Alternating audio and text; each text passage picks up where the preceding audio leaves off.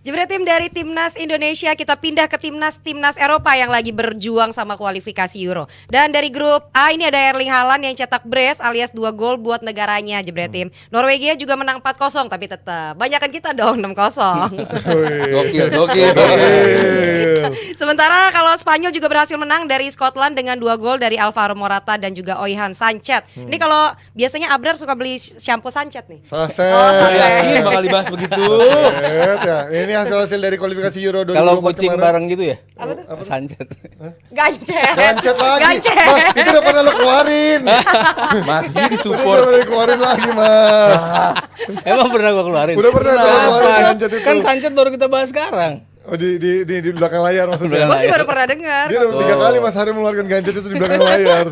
Dia kita ngomongin soal Skotlandia yang akhirnya kalah juga ya, dan Yeah. di pertemuan pertama mungkin melihat Skotlandia begitu perkasa, tapi mungkin keberuntungannya sudah habis walaupun McTominay nyetak gol dan akhirnya kemarin dianulir oleh VAR ya, dan Skotlandia tapi tetap masih memimpin grup A walaupun kita ngelihat ya Spanyol layak diapresiasi lah bagaimana si Fuente ini bisa menjalankan timnya dengan rotasi-rotasi yang ada dan melihat kemarin.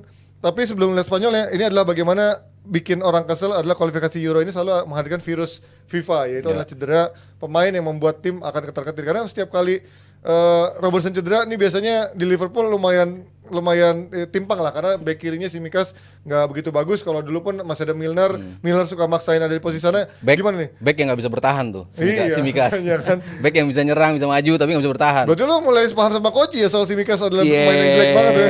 Nggak jelek banget. Oh, iya. Jelek bertahannya gue bilang. iya, Cuman tapi buat going forward Ya, lumayan. tapi gue dia. informasi juga nanggung juga kan? Iya. Ya kan? Tapi masih bisa lah. Tapi ngasih. update-nya Robertson selama apa nih cederanya? Kayaknya dia itu juga sih apes juga ya. Maksudnya kan dia ketiban si Unai Simon kan. Iya. Dia ketiban maksudnya abis duel dia jatuh dan si itu neken bodinya Robertson, dan ketika diangkat kayaknya dia pulangnya pakai ini kan, pakai stretcher di tangan sih. Jadi masalahnya ya mungkin antara bahu sampai siku, ya nggak tahu juga apakah dia tetap bisa bermain apa enggak.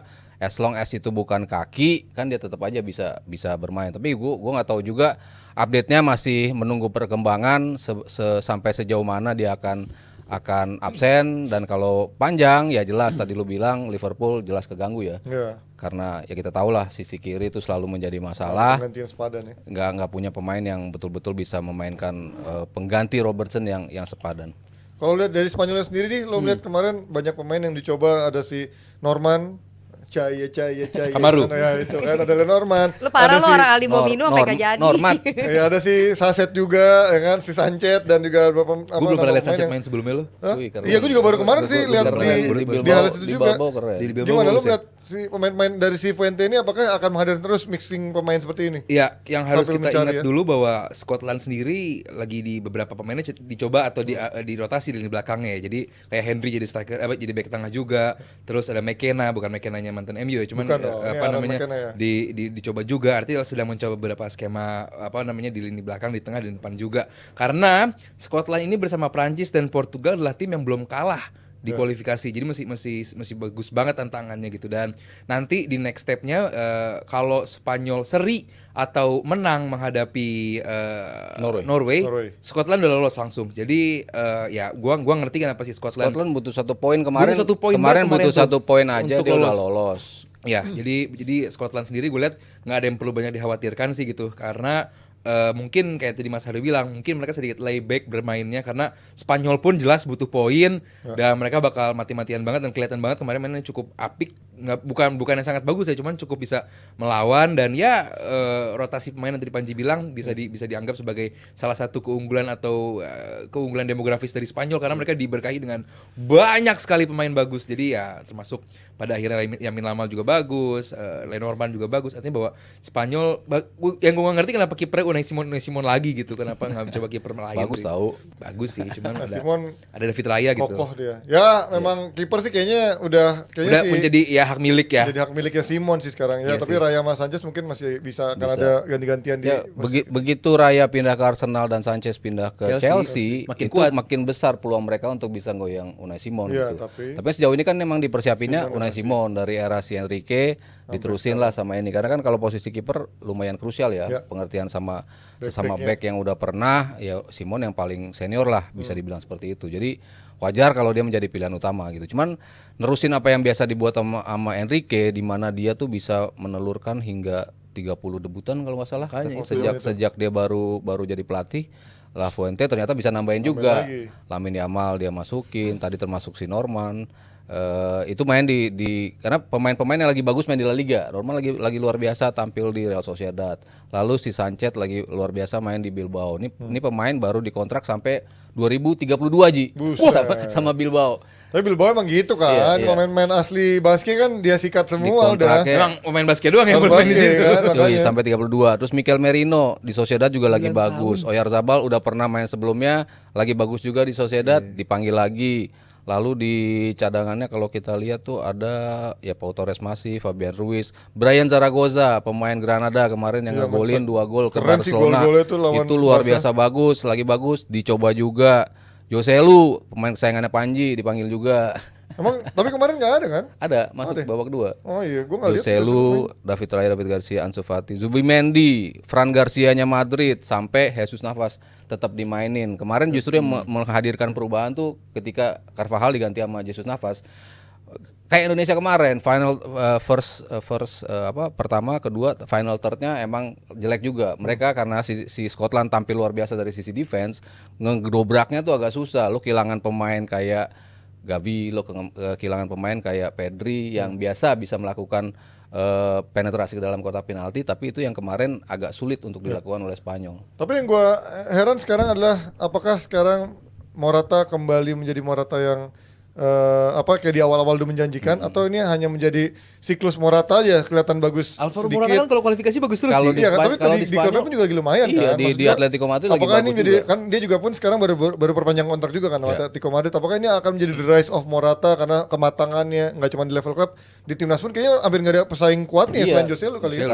Karena nggak ada persaingan juga, ya kan kita bicara ya striker lama walaupun bagus gitu ya, Joselu, Borja Iglesias, Iago Aspas, terus Iago Aspas, ya pemain-pemain seperti itu yang menjadi pesaing dia. Kalau kita lihat di level klubnya emang lagi bagus sama Atletico lagi on the rise juga.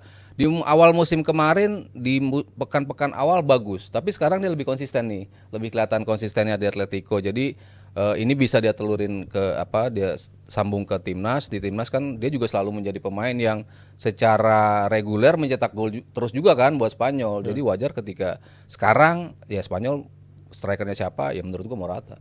Dan gimana dilihat Morata? Gua nggak impress sih sama Morata karena ya sekarang secara tim juga emang lagi bagus sih, baik Atletico dan Spanyolnya juga lagi bagus. Kalau untuk menjadi pembeda gitu, gue belum lihat itu ya, bahwa Morata emang levelnya segitu aja gitu. Mau di musim kapanpun ya emang segitu aja. Dan kalaupun kita bilang ini tahun kebangkitannya Morata, ya mana aja gitu, bahwa dia tiap kualifikasi emang begitu bagus, nanti begitu masuk cupnya, begitu turnamennya dia melempem lagi, kan udah seperti terus juga. Jadi dan skemanya ya harus berubah, dan Spanyol nggak bisa terlalu ngandelin diri sama Morata juga. Kalau ngegolin tetap ngegolin dia di saat tim menang besar dia bikin gol juga gitu. Di putaran final dia selalu ngegolin. Lawan Costa Rica cuman kan dia bikin gol juga. Kanan kirinya itu kan yang selalu asli. kita mencari, siapa? Marcos Asensio, kadang-kadang goyang. Iya, Ferran Torres kan belum pernah dapat komposisi yang betul, yang ajak itu siapa? Ansu Fati dicoba juga. Ya jadi memang secara tim masih sulit untuk mencari komposisi yang pas. Tapi kalau lihat dari backnya, komposisinya apakah ini menjadi komposisi yang paten, atau menurut kalian siapa dari komposisi back yang dicoba-coba terus? Karena ada Pau Torres di sana, Laporte pun bahkan kan sempat terbuang dari City dan sekarang pun belum kelihatan begitu nyaman. Sekarang main di mana ya Laporte? Gue juga sampai di Spanyol kan? Bukan, dia cabut ke ini, ya kan, cabut ke Arab. Ya kan, Arab. Makanya maksud gue dia aja main di antah berantah gitu. Menurutnya apakah ini menjadi posisi yang akan menjadi terus dicoba oleh Fuentes sampai mencari back 2 terbaiknya, atau menurut lo siapa Mas yang diharap kan masih pada main di timnas juga? Iya Ronaldo sih, tapi sekelas Spanyol, Brozovic masih. Gue sama Iya. Kecuali ya kalau selayaknya jangan lah. Kecuali kalau kayak Neymar gitu ya. Neymar kan emang udah profilnya ikonik banget. Nah, Laporte kan even sebelum pindah ke Arab pun udah jadi cadangan terus gitu kan. Lihat Beckham dulu waktu dipinjemin ke Amerika. Kalau mau main di timnas Inggris harus ke Italia dulu top kan. 5 Tapi terakhir dia di Piala Dunia kan komposisinya agak ini nih, agak tricky juga. Maksudnya kan dijadiin back tengahnya tuh kan si Rodri bareng si Laporte, karena kan pengertian mereka di City coba dibawa sama si Luis Enrique itu untuk menjadi dua pemain kembar di belakang. Ya walaupun kadang-kadang depan belakang ya si Rodri-nya lebih maju, kadang-kadang si Laporte lebih maju, pokoknya mereka saling isi di posisi back. Ya cuman dengan kemunculan back-back baru tadi yang gue bilang si Nomad itu lumayan juga bagus, Pau Torres juga ya Torres masih lah, angin-anginan bisa juga. Hermoso tuh lagi bagus juga di Atletico, Mario Hermoso bisa lagi balik ke timnas. Jadi opsinya tetap ada sih. Cuman kalau ngelihat senioritas sama itu ya mau nggak mau sih kita ngelihat Laporte tetap menjadi pemain yang salah satu pemain intinya. Ini kok disuruh nyawer apa ya? Bukan dong. Ini ada Haaland yang nyawer gol buat timnasnya Paji. Masuk banget. Karena Nesa banyak membaca nyawer. Smooth banget ya. Nanti juga dia akan lawan timnas Spanyol ya dini hari depan ya. Iya. Udah, Ya udah. Ini hari besok. besok. Iya. Nah, kalau ngomongin Minggu ke bagaimana Senin ya? Norwegia sekarang juga di posisi ketiga dan pastinya pengen lolos lah. Ini kan bisa dibilang kasihan lah. Nih yang gue selalu bilang ketika ngomongin pemain Ballon d'Or, FIFA Player of the Year, ngeliat pemain yang negaranya kayak begini, chance-nya berat gitu kan. Hanya ada Haaland di sana, Odegaard yang harus menggendong. Tapi kalau lo outstanding as a Liberia, player, Joshua. tetap iya Liberia Joshua. Si Owen dulu sempet 2001 di Liverpool. Maksudnya ya kalau lo outstanding, ya lo tetap bisa. Tapi kan maksudnya outstandingnya kayak Kroasia gitu mas, dia punya masih ada backbone lain yang masih bisa membantunya Yang pakai gitu Andra tapi itu ya? Sempurna. Ya, contohnya tadi kan si Joshua lah, maksudnya Joshua, di Liberianya apa sih gitu, cuman kan di Milannya dia outstanding. Outstanding banget nah ya. si Haaland kan ya gue bilang outstandingnya debatable karena banyak yang outstanding di situ gitu loh. Kalau tim lu sangat solid, sulit emang untuk mencari. Haaland kayaknya orang nggak peduli dia main di Norway. Dia bagus banget soalnya dia yang gue bilang yang dibilang outstanding ya mungkin Haaland masuk ke bracket outstanding sih. Jadi kalau kita pun nggak ada yang kaget kalau pun nanti Haaland jadi pemain Mungkin menang. aja gitu. Cuman kalau lagi base. tahunnya itu ya, Iya, Piala Dunia, Piala Eropa kalau- mati lah dia maksudnya Kalau gitu. tahun-tahun ganjil sangat mungkin Berat. seperti Gokil WA dia. tahun 95 kan waktu Iya. menangnya. Nah, ini bisa aja si Nedved 2003. Itu kalau di tahun-tahun ganjil ya Owen bisa 2001. aja. Owen 2001. Pokoknya kalau tahun ganjil ya kelar lo pasti tahun genap pasti ke tim yang biasanya juara di itu. Gimana di lu melihat Haaland bisa nggak menggendong Norwegia akhirnya untuk ikut Euro aja gitu minimal. Gak usah jago-jago. Gue entah kenapa pengennya Norway dibandingin Spanyol. Oh serius lu? Ini nggak sih ada apa namanya best Best. runner up? Nggak ada. Nggak Jadi ada. semuanya Dua peringkat, aja langsung, peringkat 2. iya. Gue pengennya Spanyol. Gue pengennya Norway. Poinnya sama kan, sama 9 kan? Spanyol Oh, 10, enggak, Spanyol Spanyol 10, menang dong. Norway-nya Iya. 9. Apalagi ada- Cuman ada Spanyol Odegaard ya? Spanyol one game in hand. Iya, Jadi menang dia 1, iya. pokoknya begitu nanti si ini nggak menang aja lawan si Scotland ya. Iya.